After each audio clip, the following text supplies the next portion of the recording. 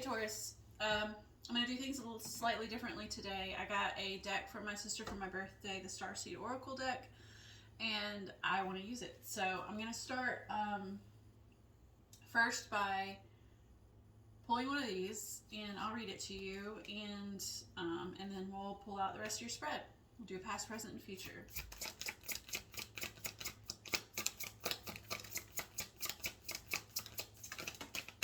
You got two. That keeps happening. You got I'm Sorry and Lost Lands. Lost Lands says soul memories and gifts. You've done this before.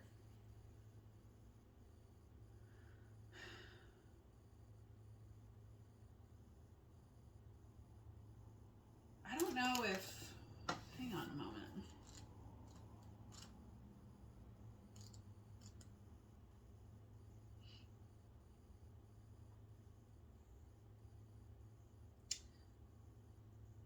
This is the third time that the thought of Bermuda Triangle has come out for me today. Not today. This might be like the fourth or fifth time actually this week. But it does talk about the lost lands of Atlantis, and I want to say that there's a theory that Atlantis is beneath the Bermuda Triangle, but I'm not sure. I don't know how that relates to your reading at all. It might just be something for me. Then the other one, let's see, I'm going to read them both to you, but the other one says, I'm sorry. We'll read Lost Lands first. The world is far more ancient than our documented history suggests. As souls, many of us have experienced ancient eras on this planet that were much more advanced than ours today. As we begin to remember these times, the rememberings and gifts can come flooding back. At this stage in Earth's timeline, we need the wisdom of the ancients to survive a species. You're being called to connect with the lost wisdom of your own soul. If you feel guided to make a change in your life, to step into a new career path, birth a creation, or bring an idea to life but feel unprepared, this card is calling you to consider that you've done this before. Perhaps your soul has wisdom beyond what your lifespan can imagine. Perhaps the intuitive hits and ideas you're receiving are divinely guided. Perhaps you've been preparing for this time. Some think that lost lands exist in the past. Others believe they exist today in a different dimension. I don't know if it was after I read this card or not, but the idea of there being a wormhole of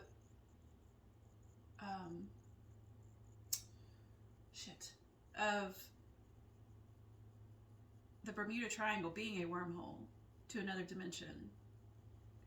That thought passed through my head, and I don't know if I came up with that or if it's just, I don't know where that thought came from. But then I realized that Atlantis is supposed to be at the bottom of the Bermuda Triangle. So I almost wonder if there's like a theory maybe of that being a wormhole to the lost city of Atlantis. I don't know. This says, I believe these ancient lands also exist in the souls of those who experience them. If this card comes to you, perhaps the wisdom of lost lands such as Lemuria, Atlantis, and Avalon exist within you. And through surrendering to the intelligence of your soul, you can unlock the seeds of these ancient lands so we can all learn from our mistakes and usher in a new age. And then you got the I'm Sorry card.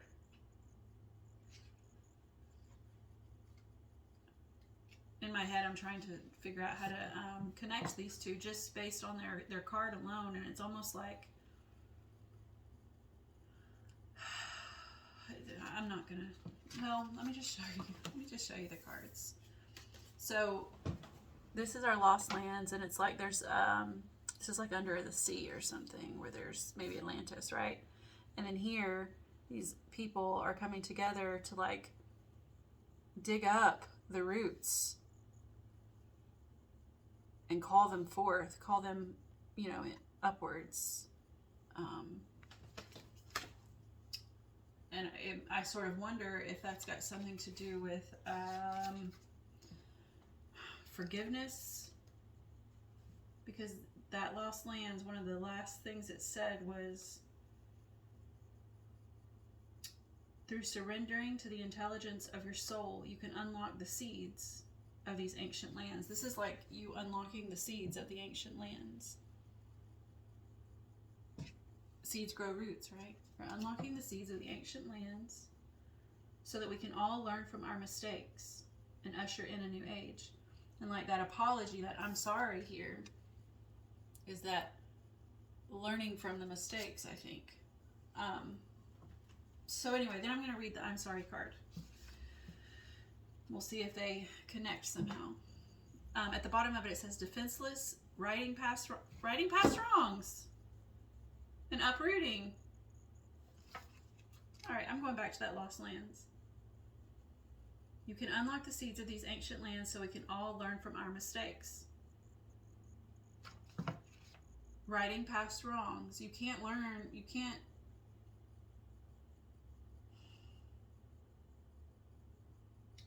right a wrong unless you learn from your mistakes, right? Anyways, it says uprooting. Also, we're living in divisive times. Divisive.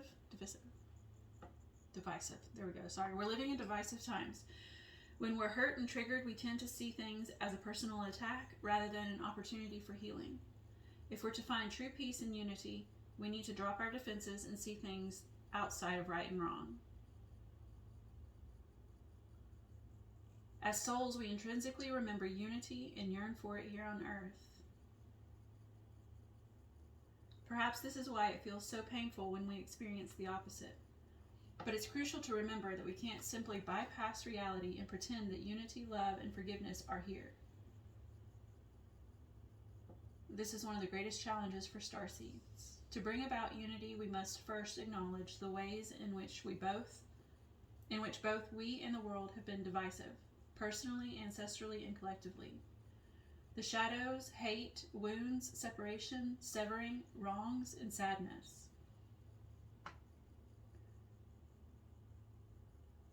You may be called to explore how you, your ancestors, or your society have, consciously or unconsciously, inflicted pain on others. To find a way to drop the armor around your heart and see things as they truly are for all people. To say I'm sorry with an open heart and mean it. To be part of the healing rather than the perpetuation of inherited conflict or oppression. This isn't about blame. It's about unwinding the patterning that got us here. You may be called to devote your time to causes you believe in or do healing work on your ancestral line. Okay.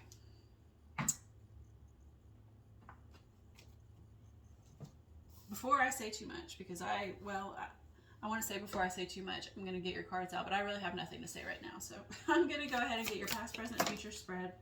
You have the King of Swords. I mean, he is the king of communication, among other things. That's the first thing I got. He's a master of communication.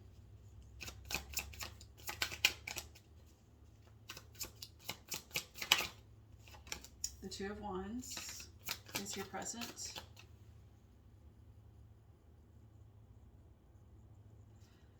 For some reason, that made me feel like seeing something from both sides, based on your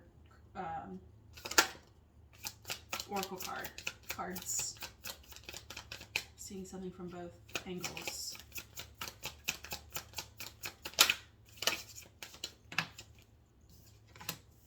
And the Hierophant in reverse.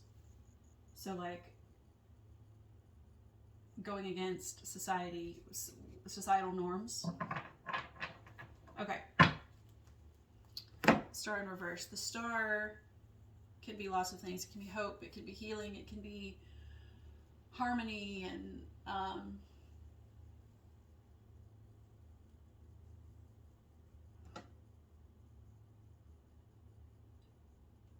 it could be something you long for.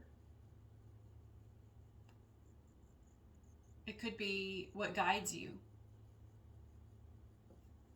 Now, I'm going to clarify before I say anything else because I'm not sure which one that is. Whichever one it is, though, that's going to be the basis of our reading here. That's your overall energy.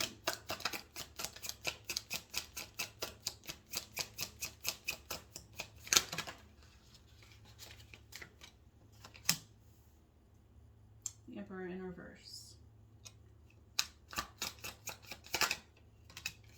Seven of Cups.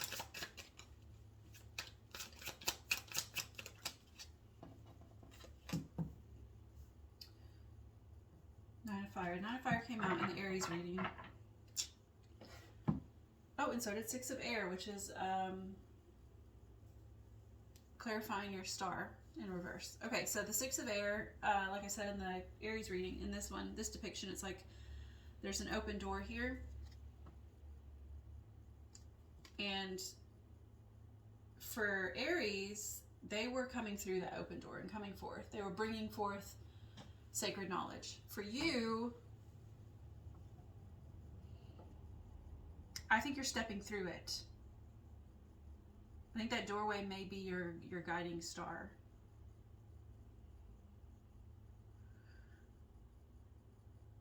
It's like you're stepping into those lost lands, right? Into, what did it say? Let me pull that back open. LMNOPQRST.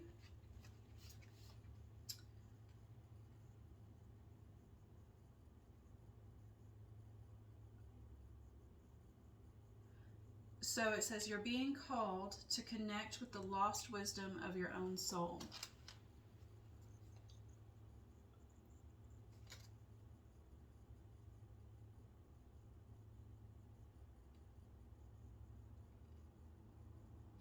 Perhaps your soul has wisdom beyond what your lifespan can imagine.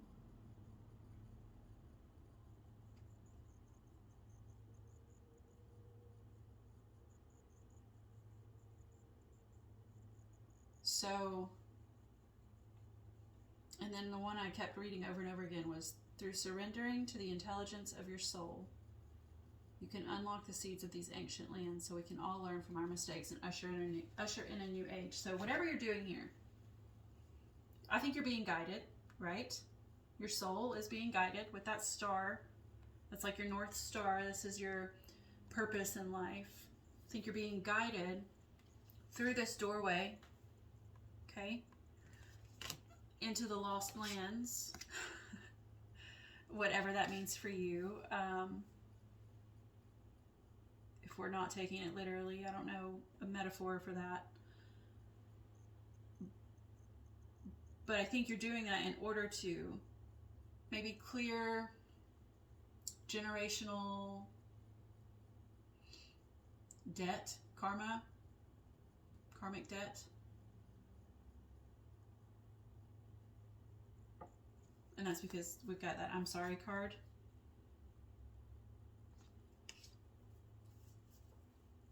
So then we have the King of Swords, and I told you when I first pulled that out, it's in your past position. When I pulled that out, I said my first thought was communication. He's the master of communication. Well, he's the master of several things. Just anything in the mental space in general. Thoughts, his ego, his id, his personal identity. Thoughts, communication, ego, something else. It's not coming to me because it's irrelevant. I believe completely that this is some sort of communication. This is your past. It's so maybe you I almost feel it almost feels like you've stood up for someone or something, some idea, some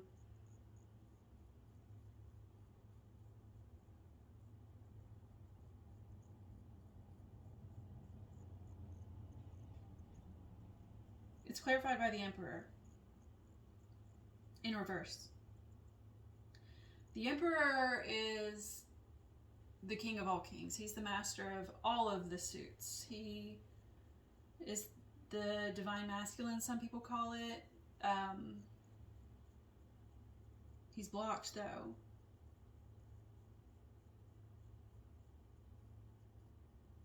I'm going to have to get another card on that.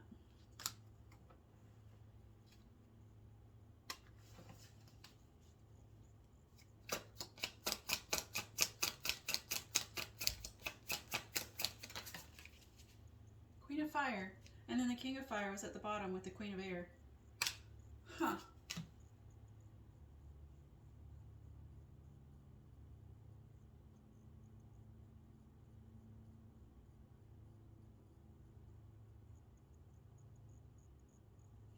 So let me show you. Sorry, this is the King of Swords. This is what I'm clarifying at the moment in your past. I do believe this is communication. I believe something came forth. Huh. And it kind of makes me wonder if there's so many court cards that wanted to come out. There, like I said, there's the Emperor. He's not a court card, but he's a culmination of them. The Queen of Fire, and they're all kings and queens. What was it? The King of Fire and the Queen of Air? I lost her, but I think that's what it was. It sort of feels like a conversation between a group of people.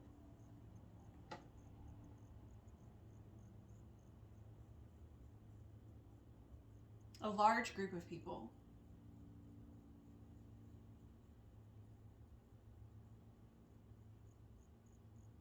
And I almost wonder if this is a conversation being held by you that maybe you're not winning over the masculine collective. This is all based purely on intuition right now. This is what I'm feeling. It's not necessarily what's in the cards. I mean, there are a lot of court cards, but if we want to get down to the nitty gritty of it, I could just tell you exactly what each of these cards represent, which I told you: the Emperor, divine masculine, yada yada yada. But I also feel like again, I already said this, he's the culmination of all of the kings.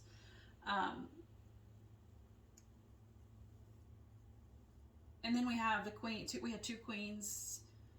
The Queen of Fire, she's the queen of her passion, of her, which is the one that's clarifying here. The other two didn't come out. They just wanted to be seen. Does that have something to do with it too? Almost like people wanting to be seen, but not stepping forth. Are there people who want to be seen but aren't stepping forth in whatever this is, this karmic debt clearing? I don't know. That you'll have to take that and run with it if it works. But the Queen of Fire, she is the queen of her passions. If we look at the court, we have the page, the knight, the queen, the king. The page does the legwork. He does the learning, the materials gathering, etc. to move it on to the knight, who takes everything that the pages brought him and puts it into action. Starts moving forward with whatever that is. And then it comes to the queen, who nurtures it. And so if we're talking about like a conversation, the queen here is the nurturer of said conversation. Maybe that's your energy. Maybe you feel there's something you feel very passionate about, and it's something that maybe you're not gonna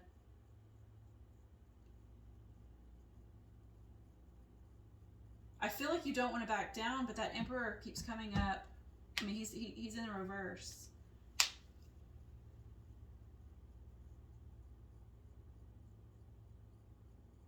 I'm going to come back to it maybe because I haven't even looked at your other cards yet, and I want to see what the future holds before I go into detail. In your current energy, like I said, you have the Two of Wands. This felt as soon as it popped over, like seeing both sides of a disagreement, of an argument, of a quarrel. I don't always see this card that way. A lot of times it's more spiritual for me, but right now it's like and it's like both sides. You see, she's got two wands here, and it's like this is one person's passionate opinion, and this is their other, and they're I think balance is trying to come forth.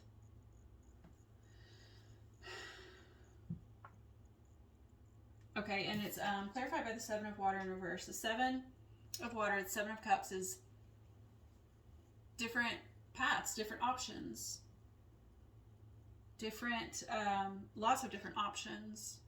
And we can't really, when we have all these options in front of us, we can't really see what the outcome is going to be. We just have to choose and hope for the best, pretty much. We have to try to choose the best option.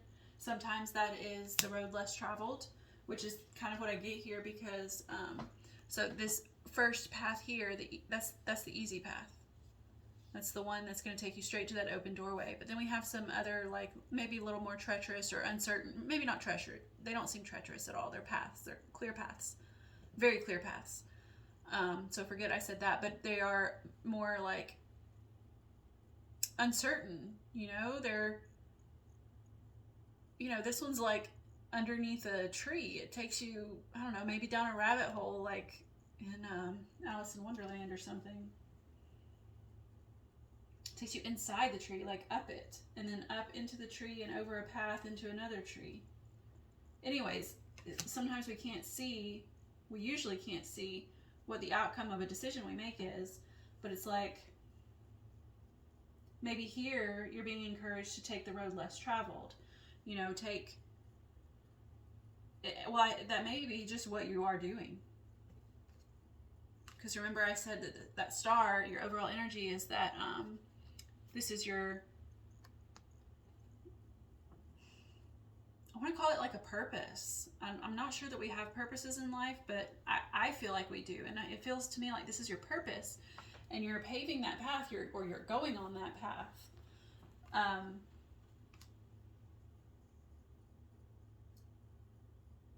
And I think you're being told to take the one that's less traveled. But that's clarifying our Two of Wands, which is those two maybe opinions or two sides of the coin.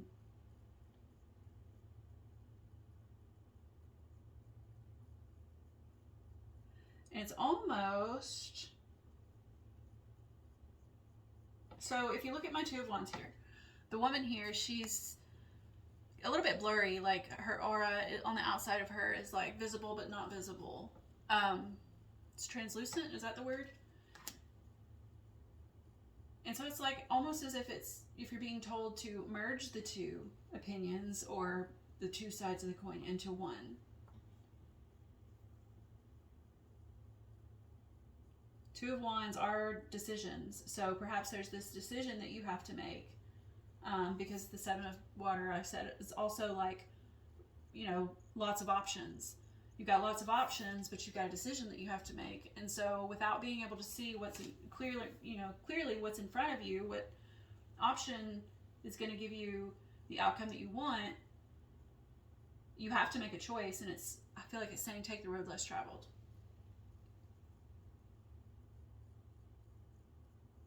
I still want to know what that Emperor is about. I'm going to have to come back to that. I mean, it could be what I've already said about like how this is a collection of people, a group of people, a community maybe, because there were so many court cards that you're communicating with. And like maybe some of them aren't listening. And because it's the Emperor, I wondered if maybe it's the masculine collective that's not listening. So anyways, we come to the Hierophant in your future energy, which again hits point the home that this is, I think this is something to do, I think this is society in some way. I think you may be like standing up for a collective in the 3D. This doesn't feel very spiritual to me. Like it doesn't feel like even like a religion or like any sort of spirituality or anything like the Aries reading did. This feels more like standing up for something you believe in the 3D. Standing against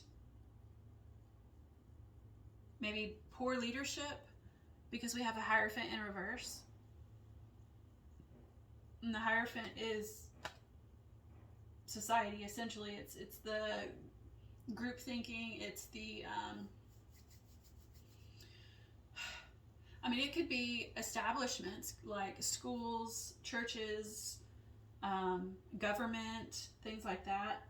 And so that's why I'm getting this. This may be poor leadership that you're in your future placement that you're standing up against, because you're breaking past old barriers. This came out in the Aries reading too, but it didn't have the same. I guess it had a similar feel to it, but this is more like breaking past the barriers of society, like not allowing society to run your life, and putting up a clear boundary. You're breaking down previous old boundaries, putting up new ones, saying I'm not going to accept this. I won't allow this. I'm standing up for what's right. That's what this feels like to me. I don't even think I need to clarify the Emperor anymore. I feel like that was right. And this may be for some of you and not for others, and that's okay. If it is for you, it'd be great if you would comment and let me know that I'm on the right track. I didn't shuffle these, and they're very, very hard to shuffle, so I apologize. Might be loud. It might take me a few tries. They're very tough. Like, it's a tough card, but also they're big. I got one card in here that is flipped the wrong direction. It might be your card. We'll hang on to it because it might be your card, but we'll see if anything else comes out. I'm not sure I've ever pulled that one, actually.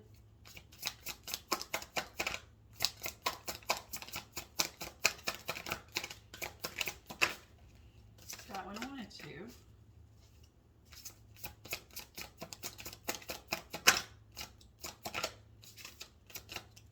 Okay, I think that this is your card because I did a full shuffle and nothing came out. Alright, it says 4th house, home.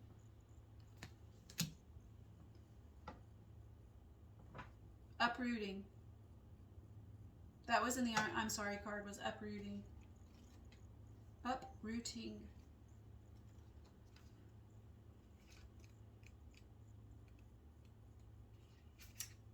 Okay, so I didn't read the whole thing for Aries, but I've never pulled this card before, and I'm curious what it says. And one of the main reasons I didn't read the whole thing for Aries is because they got 3 cards. And I was like, wow, that's going to be a lot of reading, so I will read it for you. Oh! Okay. If your chart were a village map, the 4th house would be your home base. Our early home life impacts our sense of sanctuary and how we bring things into conclusion.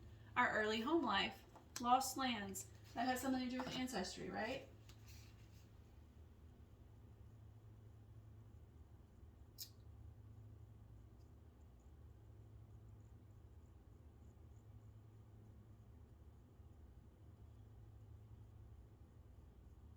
No, it was the I'm sorry.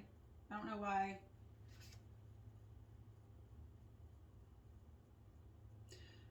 To bring about unity, which I think is your goal here, we must first unity with that 2 of Wands. Yeah, that's the feeling I felt. The 2 of Wands, unity.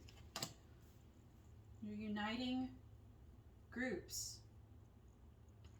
To bring about unity, we must first acknowledge the way in which both we and the world have been divisive. Yeah, this is the world being divisive, and this is you bringing unity. But it says, we must first acknowledge the ways in which both we and the world have been divisive, personally, ancestrally, and collectively. You may be called to explore how you, your ancestors, or your society, okay, again, that's the Hierophant, have consciously or unconsciously inflicted pain on others. To find a way to drop the armor around your heart and see things as they truly are for all people. To say I'm sorry with an open heart and mean it. To be part of the healing rather than the perpetuation of inherited conflict or oppression. Inherited conflict or oppression. Our early home life impacts our sense of sanctuary and how we bring things to conclusion. Your action says, come home and make it a sanctuary. Create a place to renew and to live an intimate, authentic life. Home is an emotional space more than a physical address, but both matter. In the practical realm, it may be time to renovate, reorganize, or move in the physical realm, or to negotiate boundaries with a roommate. Create a home that feels safe. I did say something about negotiating boundaries. This could be with, like, maybe not necessarily a roommate, but people, you know, that you work with or that you go to school with, or you know, that you're collaborating with on some sort of something, you know, anything. Create a home that feels safe and renewing at the end of the day, where you can truly where you are truly off stage, so you can drop your guard and refill your wells. The fourth house also speaks of existential homesickness, of a longing for a home you've never had, like the Lost Lands. If you don't have a map from childhood to create a sanctuary, make one. I think that's what it's saying. Like, if there's something that you, like, that was wronged in your past, it's time to create a sanctuary for yourself and maybe even others. Be ready to do the next layer of therapy or tend to some work around family karma. Didn't I say that too? Think about how you would like to have been parented rather than how you were parented, and use that as a model for self-care. In the spiritual realm, build or visualize a meditation place, a portable sanctuary that can be home to your spiritual practice. Explore the quiet depths of your meditation. Drop down to your hara, to your center of gravity, and renew your connection to the earth beneath, the sky above, and spirit within. If you're asking about a project, check that it is well situated. Make sure the people involved feel safe and have a healthy work-life balance. On all these levels, develop a healthy approach to bring a project to conclusion. Know when to stop. Now, it came out in the upright, so I'm going to read the gift, but just because I'm also going to read the challenge. It's a short sentence. The challenge says, let your home be a sanctuary that helps you prepare to deal with the world, not a place in which you hide from the world. And then the gift is a sanctuary within your soul and safe surroundings in which to renew, allow you to regenerate, find your center, and greet the world afresh. That star is finding your center, but I think this Two of Wands is to... oh my God! You know, I kept saying that I was struggling with that Emperor, but he came out, he's right behind the star. Also, in the other deck.